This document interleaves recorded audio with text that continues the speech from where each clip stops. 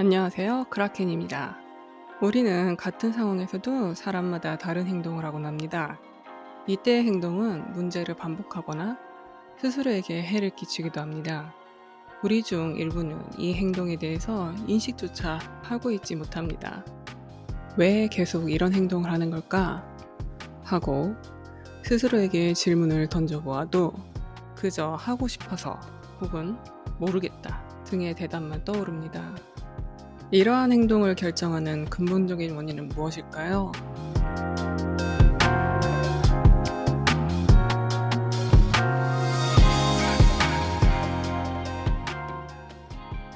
최근에 저는 오래 앉아서 그림을 그리다 보니 허리에 무리가 왔습니다. 이때 제가 어떻게 했을까요? 허리가 아프니 이불을 쌓아놓고 기대서 그리기도 하고요.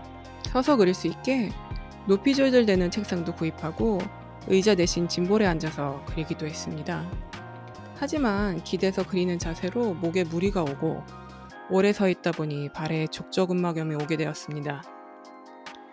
설상가상으로 무거운 것을 들다가 허리가 심하게 삐끗하게 되어 그림을 그릴 수 없게 되었죠. 앉지도 서지도 못하게 되자 어떻게 했을까요? 누워서 드로잉 서적을 보며 머릿속으로 그림을 그리는 섀도우 드로잉을 하게 되었습니다. 그러다 몸이 조금 나아지게 되면 일어나 틈틈이 그림을 그리다가 몸이 악화되는 일이 반복되었습니다. 병원에서 허리에 주사를 몇 번씩이나 맞아가며 말이죠. 그러다 보니 이런 생각이 들었습니다. 며칠 그림 못 그린다고 해서 큰일 나는 것도 아닌데 왜 이렇게까지 하고 있는 걸까?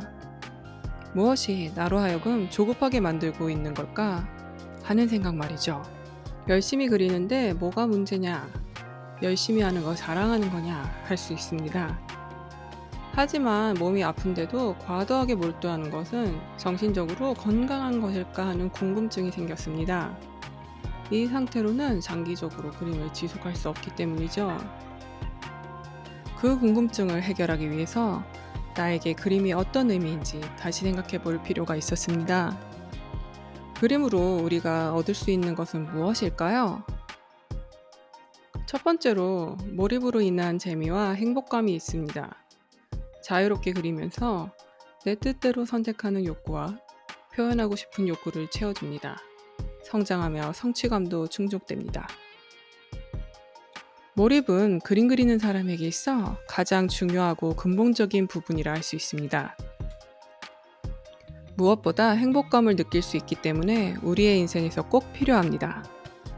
두 번째로 그림을 SNS에 올려 공유하고 관심과 인정 욕구, 성취감을 채울 수 있습니다. 커뮤니티 활동으로는 소속감을 느낄 수 있습니다. 남의 반응에 좌우되는 부분이 있어서 조금은 허상에 가깝다는 인식이 있습니다. 실제 그림 실력과 인기는 조금 다른 양상을 띠기도 합니다. 세 번째로 그림을 그려 돈을 버는 경우에는 금전적으로 안전하고 싶은 욕구와 성취감, 회사에 다닌다면 소속감도 느낄 수 있습니다. 돈에만 집중하게 되면 잘 팔리는 그림을 그려야 한다거나 돈이 안 벌릴 때 자신의 그림 가치가 같이 하락한다고 생각되어 괴로워질 수 있습니다. 저는 앞서 영상에서 몰입의 중요성에 대해서 말했습니다. 하지만 그렇다고 해서 그림으로 남에게 관심과 인정을 받는 것을 지향해야 하는 걸까요? 사실 위에서 언급했던 여러 가지 욕구는 인간이 가지는 자연스러운 욕구입니다. 그림으로 이야기하고 있지만 사실 이 욕구들은 얼마든지 다른 것으로도 충족될 수 있습니다. 인간의 행동 메커니즘은 욕구, 가치관, 생각, 행동의 순서로 나타나는데요. 때문에 우리가 행동을 하게 된 가장 근본적인 원인은 욕구라 할 수 있습니다. 우리가 어떤 행동을 할 때 이것이 어떤 욕구에서 기인한 것인지 거슬러 올라가서 인식하는 것만으로도 자신의 마음을 돌보거나 문제 행동을 줄이는 데 큰 도움이 됩니다. 행동에만 초점을 맞추게 되면 보이지 않았던 것들이 기저에 깔린 욕구를 알게 됨으로써 왜 그런 행동을 하는지 비로소 알 수 있게 되기 때문입니다. 예를 들어 심각한 물질적 감정적 손실을 입으면서도 과도하게 남에게 친절하게 행동한다거나 자신의 잘못을 상대의 잘못으로 왜곡하여 비난하는 행동은 괜찮은 사람이고 싶은 욕구에서 기인합니다. 이렇게 같은 욕구에서도 다른 행동 양상이 보이기도 합니다. 욕구는 선하지도 악하지도 않기 때문에 그 자체로 받아들여야 합니다. 하지만 행동은 어떻게 하느냐에 따라 자신을 포함한 누군가를 상처 입히거나 해를 끼칠 수 있습니다. 때문에 우리가 우리의 정신적인 욕구를 잘 살피고 보듬어야 우리가 건강해질 수 있습니다. 또한 자신의 욕구를 정확히 인지해야 억압하지 않고 충족할 수 있게 되는 것이죠. 제가 허리를 다치게 된 것도 알고 보면 이 욕구를 정확하게 파악하지 못해서인 듯 싶습니다. 물론 그리면서 즐겁기도 했지만 제 자신을 입증하기 위해 끊임없이 그림을 그리다 보니 몸이 망가지는 것도 모르고 과하게 몰두하게 된 것이죠. 자기 스스로 채우는 욕구가 있고 남에게서 채워져야 하는 욕구가 있습니다. 몰입, 성취, 표현의 욕구는 스스로 채울 수 있지만 인정, 관심, 소속감은 남에게서 채워져야 합니다. 남에게서 채워지는 욕구는 우리에게 있어 가장 손쉽게 접근할 수 있는 SNS가 도움이 될 수 있습니다. 사실 저는 얼마 전에 꽤 명망 있고 잘 그리는 사람들도 조회수나 댓글에 마음을 쓰고 영향을 받는 것에 꽤나 놀랐던 기억이 있습니다. 저 정도로 잘 그리고 본인도 인식하고 있으면 남의 평가에서는 자유롭지 않을까 하는 생각이 있었거든요. 또한 그것이 한 분야에서 고수의 경지에 이른 사람에게는 당연한 일이라 생각했었습니다. 제 머릿속에 그린 고수들의 이미지는 마치 경지에 이르러 사람들의 평가로부터 벗어난 초월적인 존재로 생각했었던 것 같습니다. 어쩌면 저도 그림 고수가 되기 위해 사람들의 평가에 좌지우지되지 않도록 스스로를 억압하고 있었던 것은 아닌가 돌아보게 되었습니다. 관심과 인정을 받더라도 순수하게 기뻐하기보다 어쩌다가 일시적으로 운이 좋았을 거야 라며 그림에만 몰두하는 것 같은 일 말이에요. 스스로 관심과 인정 욕구를 돌보지 않으니 늘 조급했던 것 같습니다. 그림 실력에 상관없이 인정과 관심을 받고 싶은 것은 인간의 기본적인 욕구이며 남에게서 채워지는 것인데 말이죠.